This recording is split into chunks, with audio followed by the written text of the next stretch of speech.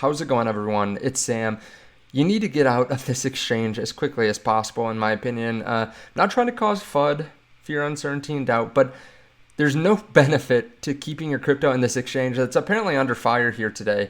And there's actually a silver lining to this at the end. There's some interesting things that came out because of this about Ethereum and Bitcoin. So we'll talk more about that and another altcoin that got put in the same category as Ethereum and Bitcoin. We'll talk more about that towards the end of the video. But first, we just need to get through some of the problems that are happening right now. There will be links to exchanges underneath the video.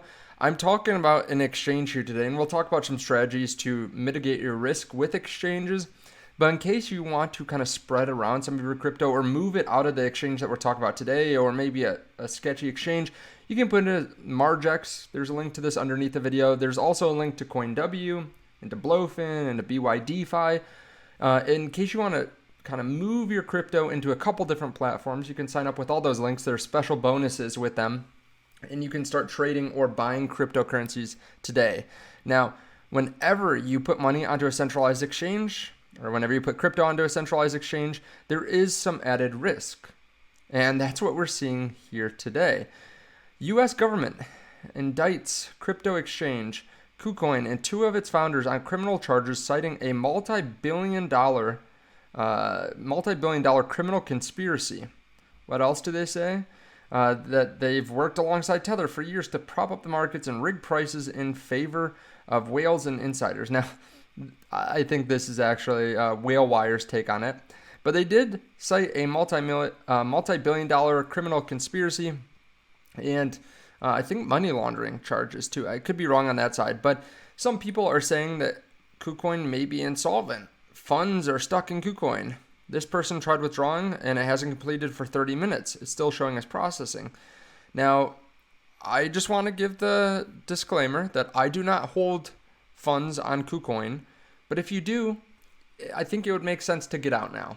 It makes sense to take your chips off the table from KuCoin and put them somewhere else, right? Whether that's cold storage, which I've done a whole handful of videos on cold storage here on this channel. I have links to cold storage underneath the video. I've talked about cold storage, how the majority of my bags are in cold storage, and I use Treasure, Ledger. There are different solutions out there. Some people really like Tangent. But taking the majority of your bags away from exchanges, I think is smart.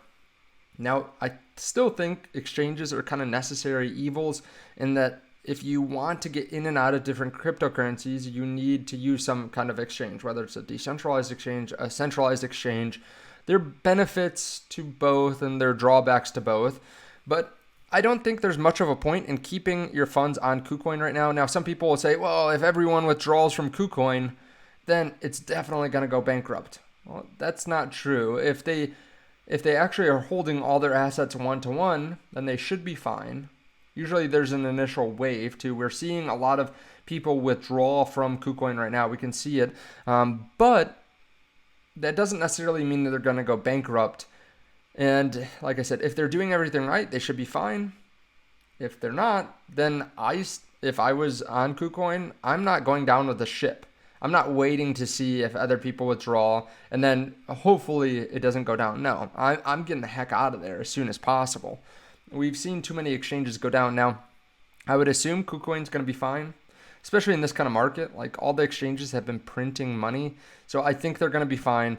But I don't see much of a point in keeping your crypto on there in the meantime to see, right? If it's easy enough to withdraw, if you can find some other exchange to withdraw it to, I think it makes sense. Now, again, a couple different things you could do right now. You could spread it to multiple exchanges, right? Like I said, I have links to all of them underneath the video. You could put in cold storage. You could put it in a hot wallet. You could, if you have Bitcoin, you could go sell some Bitcoin and put it into a Bitcoin ETF. That's a strategy as well. Some people will give me flack for even saying that, but I've been doing that with some of my Bitcoin because there are times where all the exchanges go down, right? It seems like everything crashes. You can't get into anything. Well, I guarantee you Fidelity and BlackRock ETFs will most likely continue to trade, right? There's more of a likelihood I think they'll continue to trade. Plus, you can put it more easily into retirement accounts. But this isn't all negative, what came out today. The SEC, we know, has been probing the Ethereum Foundation. They've been probing crypto companies in their Ethereum investigation. They're trying to supposedly label Ethereum a security after they had labeled it a commodity for a while. But what just came out in this today was the CFTC says Ether and Litecoin are also commodities in the KuCoin complaint. So this is interesting. CFTC pretty much saying what the SEC has been saying is wrong, that what we've been assuming the SEC is trying to do is wrong, saying that no, Ethereum and Litecoin are commodities, which makes sense because they want to oversee them, right? They oversee commodities. And again, that's just bullish. The more commodities, the better instead of securities. There's less licensing, less red tape, that kind of stuff. So it will be interesting to see, one, if the ETH ETF gets approved later, because it sounds like if it's a security, it's not going to be approved right away. If it is a commodity, we'll probably see that ETF approved. But it will be interesting to see what happens with KuCoin as well. Like I said, I'm not trying to wish anything bad upon KuCoin. I have nothing against them. I hope they're fine, because I don't want anyone to lose their crypto, lose their money, especially at this point in the market when we've done well. So people are seeing their wallet balances go up, but we're also in front of massive gains. Like, this might be the worst time to lose your crypto. Like, besides maybe the exact top, but even that, I don't know. Because then if you lose at the exact top and we start falling down, well, you think, okay, well, the market's crashing now. But now you can still see large numbers. Your portfolio is worth probably more than it's ever been worth.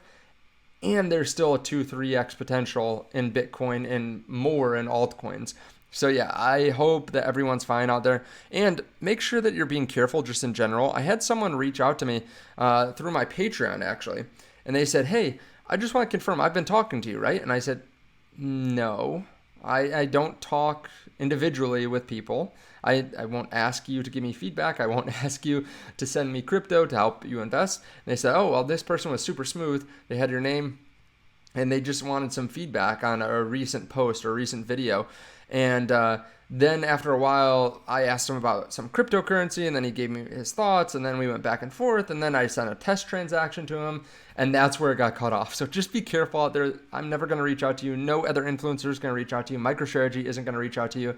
KuCoin, Crypto.com, Coinbase, none of them are going to reach out to you asking you to verify yourself by a code that they send you, right? That's a classic scam as well. A lot of people that have been in crypto have been scammed that way. Like, they get your personal information, the hacker does. They get your phone number. They're in your account. They try to submit a withdrawal, and then they call you and say, hey, we need to validate you, but we have a hacker in here. So send us the code that we just sent to your phone. Then you say the code, and then they finish the withdrawal. So be careful. Make sure you have two-factor authentication. Make sure that you are being careful. Make sure you have the majority of your crypto in cold storage. But again, if you do want to trade somewhere new, you can check out the links to Margex, to Blowfin, to KuCoin as well. Not to KuCoin, to CoinW underneath the video. I appreciate it. Thank you so much. I'll see you in the next one.